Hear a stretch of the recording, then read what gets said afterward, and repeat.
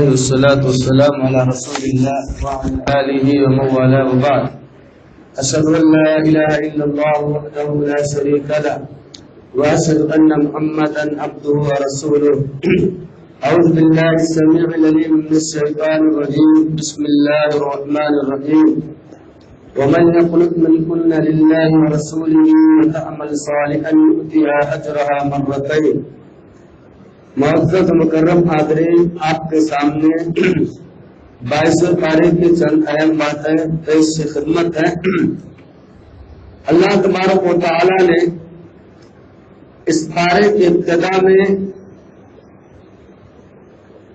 جس کا پس منظر پچھلے والے پارے میں موجود ہے کہ نبی کریم صلی اللہ تعالی علیہ وآلہ وسلم سے ان کے بیویوں نے یعنی ازواج مطہرات نے آپ سے خرچے کا سوال کیا، تو اللہ تبارک و تعالیٰ کے نبی صلی اللہ علیہ وسلم نے اپنی بیویوں سے جدائی اختیار کر لی اور آپ نے ان کو چھوڑ دیا۔ اللہ تبارک و تعالیٰ نے کہا یا ایھا النبی قل لازواجک ان کنتن تردن الحیات الدنیا وزینتا، اے نبی اپنی بیویوں سے کہہ دو اگر تم دنیا کی زیب و زینت چاہتی ہو یا اسی طریقے سے مال چاہتی ہو فتعالینا، چلی آؤ، امتعکن واسرحکن سراحا جمیلا، تو میں تمہیں مال کو دے دوں گا اور صحیح سلامت تمہیں واپس کر دوں گا، چلی جاؤ میری طرف، میرے پاس سے، یعنی تم کو اپنے زوجیت سے نکال دوں گا۔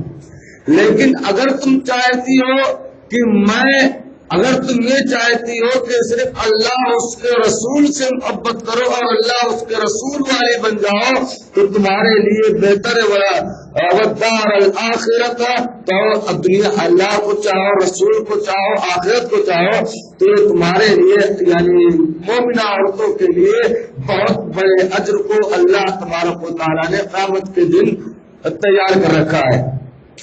یہاں پر اس آیت کریمہ میں اس سے پہلے نبی کریم صلی اللہ علیہ وسلم نے جب اپنی بیویوں سے جدائی اختیار کر لی تو ایک دن اما عائشہ رضی اللہ تعالیٰ عنہ کے پاس آئے، سب سے پہلے سب سے چہیتی بیوی وہ آپ کی تھی، آپ سب سے پہلے انہی کے پاس آئے اور کہا عائشہ اگر تو دنیا چاہتی ہے تو بہت جتنا چاہیے میں تجھ کو دے دیتا ہوں اور چلی جا، اور اگر تو اللہ اس کے رسول کو چاہتی ہے تو اہلاً و سہلاً مرحبا، تمہیں پاس آ سکتی ہے۔ تو انہوں نے کہا کہ اللہ کے نبی صلی اللہ علیہ وسلم نے کہا کہ آپ اپنے والدین سے جا کے مشورہ لے لو حضرت عائشہ رضی اللہ تعالیٰ عنہ سے۔ تو حضرت عائشہ رضی اللہ تعالیٰ عنہ نے کہا کہ اللہ کے رسول میں اللہ اور اس کے رسول اور آخرت کو چاہتی ہوں، مجھے دنیا نہیں چاہیے اللہ کے رسول، اور اس معاملے میں مجھے اپنے والدین سے بھی مشورہ کرنے کی ضرورت نہیں ہے۔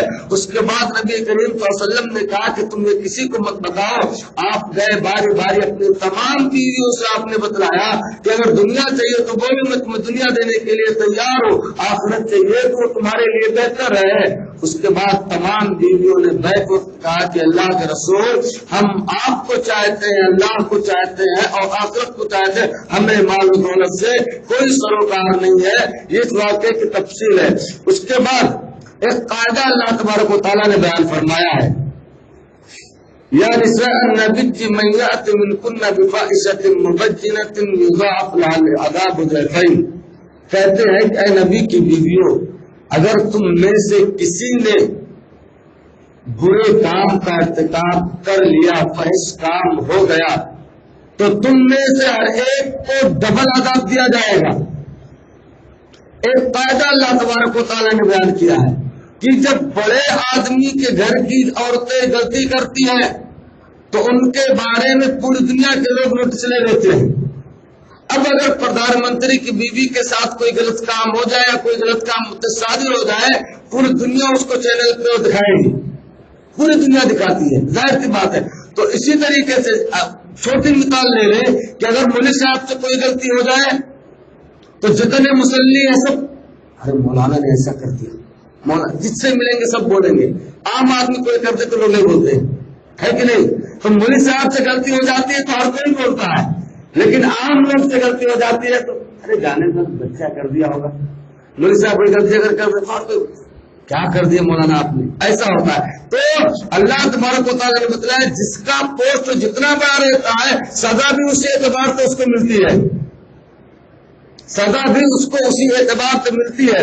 اس کے بعد اللہ تبارک و تعالیٰ نے فرمایا کہ عورتوں کو اللہ تبارک و تعالیٰ نے یہ حکم دیا کہ وَقَرْنَ فِي بُيُوتِكُنَّ وَلَا تَبَرَّجْنَ تَبَرُّجَ الْجَاهِلِيَّةِ الْأُولَىٰ، اے عورتوں اور اے خواتین امت، تم اپنی گھروں کے اندر ٹھہری رہو، قرار پائے رکھو، اور زمانے جاہلیت کی عورتوں کی طرح اپنے بناؤ سنگار کو ظاہر کر کے میک اپ کر کے بازاروں کے اندر چوراہوں پر روڈ پر مت نکلو۔ اگر کوئی عورت بناؤ سنگار کر کے خوشبو لگا کے اور نقاب جو ہماری عورتیں پہنتی ہیں موجودہ نقاب پہن کے اگر جاتی ہے تو سمجھو کہ زمانے جاہلیت کی عورت ہے، وہ اسلامی عورت ہو ہی نہیں سکتی۔ جو بناؤ سنگار کر کے عطر لگا کے اور موجودہ نقاب پہن کے جو فیشنیبل نقاب نکلا ہے وہ نقاب پہن کے اگر نکلتی اس کا تذکرہ بھی آئے گا تو سمجھ جاؤ کہ ایسی وہ عورت کے بارے میں نبی کریم صلی اللہ علیہ وسلم نے فرمایا ایسی عورت جو عطر لگا کر بناؤ سنگار کر کے جائے تو ایسی عورت کے بارے میں آپ نے فرمایا زانیہ ہے۔ اسی طرح سے مسلم کتاب العمارہ کی روایت نبی کریم صلی اللہ علیہ وسلم نے فرمایا صنفان من امتی صنفان من اہل النار لم ارہما قوم معهم سیاۃ کاذناب البقر، کہتے ہیں کہ میں نے اپنی امت کے دو قسم کے جہنمیوں کو دیکھا ہی نہیں ہے۔ کیسے؟ قوم معهم سیاۃ کاذناب البقر، کچھ لوگ ایسے آئیں گے، کچھ قوم ایسی پیدا ہوگی جو لوگوں کو کس سے مارے گی؟ گائے کے دم سے۔ قوم معهم کاذناب البقر، لوگوں کو وہ گائے کی دموں سے یعنی کوڑوں سے مارے گی، کوڑوں سے ہاکے گی، یعنی ایک آدمی کو کئی ایک آدمی پیٹیں گے اس کی کوئی ویلو نہیں رہ جائے گی۔ اور ایک قسم کی جہنمی یہ ہے نساء کاسیات عاریات مائلات ممیلات رؤوسهن كأسنمة البخت المائلة لا يدخلن الجنة ولا يجدن ريحا فإن الريح لتوجد من مسيرة كذا وكذا۔ آپ صلی اللہ علیہ وسلم نے فرمایا کچھ عورتیں ایسی ہوں گی جو کپڑا پہننے کے باوجود بھی ننگی ہوں گی۔ آمین۔ ہم نے دیکھا رسول اللہ صلی اللہ علیہ وسلم کے زمانے میں نہیں تھی، وہ محتب زمانہ تھا، اور ہمارا زمانہ ماڈرن ہے تو اس لیے ہم نے دیکھا اس کو۔ قوم معهم سیاۃ کاذناب البقر نساء کاسیات عاریات، پردہ کپڑے پہننے کے باوجود بھی ننگی ہوں گی، اور وہ تو خود دوسروں کی طرف مائل ہوں گی، دوسروں کو اپنی طرف مائل کرنے والی ہوں گی۔ اور اسی طریقے سے رؤوسهن كأسنمة البخت المائلة، ان کے سر ایسے ہوں گے جیسے اونٹ کے کوہان ہوتے ہیں، اونٹ کی پیٹھ سمجھتے ہیں نا۔ عورتیں کیا کرتی ہیں آج کل کی ماڈرن عورتیں کیا کرتی ہیں؟ اپنے سر کے تمام بالوں کو اکٹھا کر لیتی ہیں، سر کے اوپری حصے پہ رکھ کے جیسے سینگ چلتی ہیں۔ یہ عورتیں بھی جہنمی ہیں، یہ عورتیں اس طرح عورتیں چلنے والے یعنی اپنے بالوں کو ایک سائڈ میں کر لینا، اوپر کی طرف کر لینا صرف، اور اس کے بعد لے کے گھومنا اس کو۔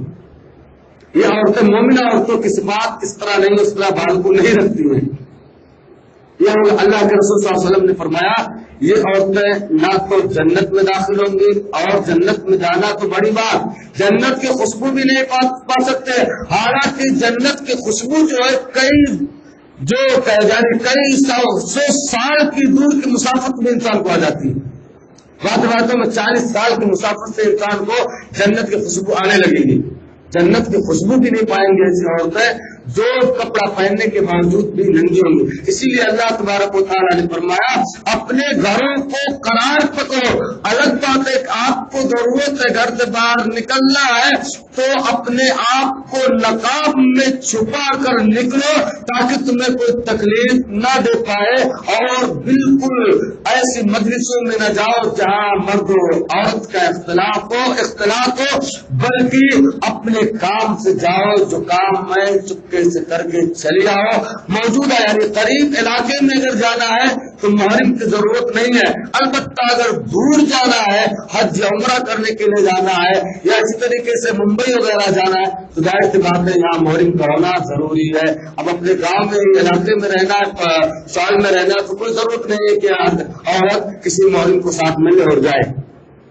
اور وَذْكُرْنَ مَا يُتْلَىٰ فِي بُيُوتِكُنَّ مِنْ آيَاتِ اللَّهِ وَالْحِكْمَةِ. دیکھو گھر میں رہو، گھر میں رہنے کے ساتھ ساتھ تمہارا جو کام ہے، تم اللہ تبارک و تعالیٰ نے جو آیت نازل فرمائی اس کی تلاوت کرو اور اسی طریقے سے حکمت کی باتیں خود کرو. یہ ماں کے بارے میں بتلایا گیا. کیوں؟ کیونکہ ماں الام مدرسۃ اذا عادتها خلقا طیبا، کہتے ہیں کہ ماں یہ بچے کا سب سے پہلا مدرسہ ہے. اور اگر وہ اچھی چیز کی تعلیم اپنے بچے کو دیتی ہے تو بچہ اچھا بنے گا، بری چیز کی تعلیم دیتی ہے تو بچہ برا بنے گا. ماں یہ پہلا. اللہ تبارک و تعالیٰ نے فرمایا اپنے گھروں کے اندر اللہ کی آیتوں کو تلاوت کرو، خود سمجھو، خود عمل کرو. لیکن اب آیت کرنے کے بعد، تلاوت کرنے کے بعد تمہاری ذمہ داری بنتی ہے تمہارے گھر میں موجود لوگوں کو سدھارو. تمہارے گھر میں موجود لوگ ہیں ان کو بھی وہ آیتیں سمجھاؤ، نہیں تو کل تم سے اس چیز کے بارے میں پوچھا جائے گا کہ تم کو معلوم تھا تو تم نے بتایا کیوں نہیں ہوا. یہ چاہے ہم ہو یا آپ ہو، ہم کو معلوم ہے، ہم نے اپنی عورتوں کو نہیں بتایا تو ہم سے بھی پوچھا جانے والا ہے اس چیز کے تعلق سے. اس کے بعد اللہ تبارک و تعالیٰ نے مومنہ مرد اور مومنہ عورت کے تعلق سے بتلایا. نماز پڑھنے میں برابری ہے، اللہ کے راستے میں خرچ کرنے میں، یعنی اللہ تبارک و تعالیٰ نے مرد و زن کو، یعنی عورت اور مرد کو عبادات کے اندر، نیک کام کرنے کے اندر برابری رکھی ہے. جتنا مرد عبادت کر سکتا ہے اتنی عورت کو بھی اللہ تبارک و تعالیٰ نے اختیار دیا ہے. آج دنیا کہتی ہے کہ اسلام نے عورتوں کو پردے کے آڑ میں لا کر یا اسی طریقے سے قید کر دیا ہے. تحفظ نسواں کا نعرہ لگایا جاتا ہے. لوگ دکھاتے کیوں اسلام نے عورتوں کو قید کر دیا ہے، لیکن یہ نہیں جانتے کہ لوگ ہماری اور آپ کی خواتین بھولے بھالی ہیں. ارے یار پردے کی بات ہے، گھر سے باہر نہیں نکلے، ہم لوگ کے اوپر کتنا ظلم ہو رہا ہے، ہمارے اور آپ کے عورتیں کہہ دیتے. لیکن یہ نہیں جانتے کہ یہ بھیڑیے ہیں. یہ اصل میں عورت کی آزادی کی بات نہیں کرتے بلکہ عورتوں تک پہنچنے کا ذریعہ استعمال کیے. وہ چاہتے ہیں کہ ہم عورتوں کی طرف کیسے پہنچے. تو ظاہر سی بات ہے بھیڑی ہے تو ان کو طریقہ بھی بھیڑی والا اپنانا پڑے گا. عورتوں کو لے جا کے تم نے نماز پہ لا کے کھڑا کر دیا ہے، چٹائی پہ لا کے کھڑا کر دیا. کوئی ایسا چوراہا، کوئی سگنل نہیں ملے گا جہاں پر عورتوں کی گرہنہ تصویریں آپ کو موجود نہ ہو. یہ اسی طریقہ تحفظ کیا نام ہے نسواں کا نعرہ دے کر عورتوں کو لا کے بالکل سرعام ننگا کر دیا. اسلام نے، شریعت اسلامیہ نے عورت کو جو تحفظ دیا ہے، اگر عورت اس چیز کو استعمال کرے تو دنیا کی تمام عورتوں سے ممتاز ہے. اسی لیے کہا جاتا ہے ہر اچھی چیز کو چھپا کر رکھا جاتا ہے. دنیا کی تمام چیزوں میں، دنیا کے تمام گھروں میں سب سے بہتر گھر کعبہ بیت اللہ ہے. بیت اللہ کو چھپا کر رکھا جاتا ہے، پردے کے اندر رکھا جاتا ہے کیونکہ وہ دنیا کی سب سے بہتر چیز ہے. اسی طرح خواتین دنیا کی سب سے بہتر ہے. اللہ کے نبی صلی اللہ علیہ وسلم نے فرمایا کل دنیا الدنیا کلها متاع وخیر متاع الدنیا المرأة الصالحہ. دنیا پوری کی پوری پونجی ہے اور اس دنیا میں اگر سب سے بہتر کوئی پونجی ہے تو یہ عورت ہے. دنیا کے اندر سب سے بہتر اگر کوئی چیز ہے تو یہ عورت ہے. تو اسی لیے اسلام نے عورت کو چھپا کر رکھا ہے. البتہ اگر ضرورت پڑ سکتی ہے تو اسلام نے جانے کی اجازت دی ہے. اب وہ لوگ جو اسلام پر الزام لگاتے ہیں وہ یہ نہیں جانتے کہ اسلام کی عورتیں، اگر اسلام کی عورتیں اسلام کو اچھی طریقے سے سمجھ جائیں تو میں یہ نہیں کہتا کہ ان کے بھائیکاروں میں اور ان کے کھوکھلے دعوے میں آ سکتی ہے. اس کے بعد اللہ تبارک و تعالیٰ نے دعوت کے اصول بتلائے. بھائی کسی نے آپ کی دعوت لی، کھانا کھانا ہے، کیسے جانا ہے، آپ کب جانا ہے، کھانے کے بعد کب تک رکنا ہے، کیا کرنا ہے. اللہ تبارک و تعالیٰ نے اپنے نبی کے ذریعے پوری امت کو پیغام دیا. دیکھو جب دعوت مل جائے ترنت کسی کے گھر پہ مت پہنچ جاؤ. میں نے ابھی آپ کو دعوت دیا، آپ ڈائریکٹ گھر پہ مت پہنچ جائیں. یا ایھا الذین آمنوا لا تدخلوا بیوت النبی الا ان یؤذن لکم الی طعام غیر ناظرین الیہ.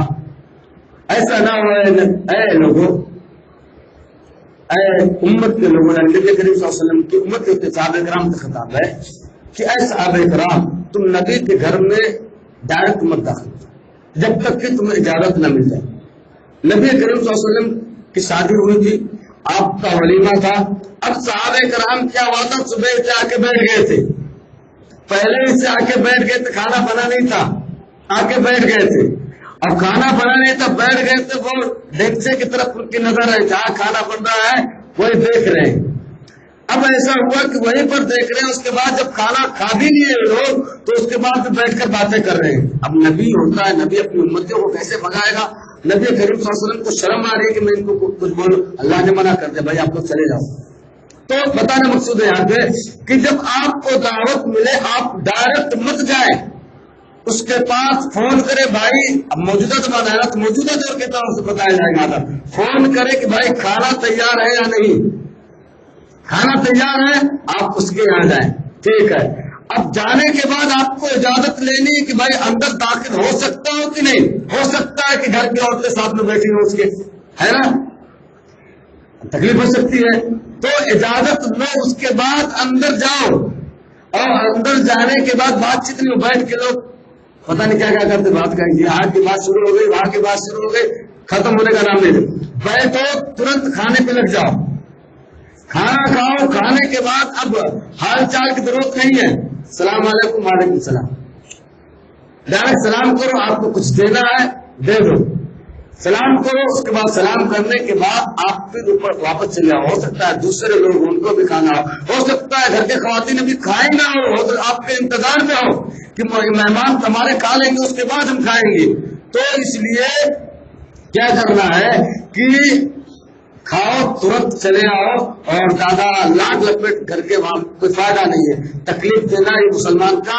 کام نہیں ہے۔ اس کے بعد آخری چیز یہ ہے کہ اللہ تبارک و تعالیٰ نے فرمایا یا ایھا النبی قل لازواجک و بناتک و نساء المؤمنین یدنین علیہن من جلابیبہن، اے نبی کریم صلی اللہ علیہ وسلم اپنی بیویوں کو، اپنی بیٹیوں کو، اور اسی طریقے سے امت کی تمام عورتوں کو اس بات کا حکم دو کہ جب وہ اپنے گھروں سے نکلے تو اپنے اوپر چادر کو ڈال لے۔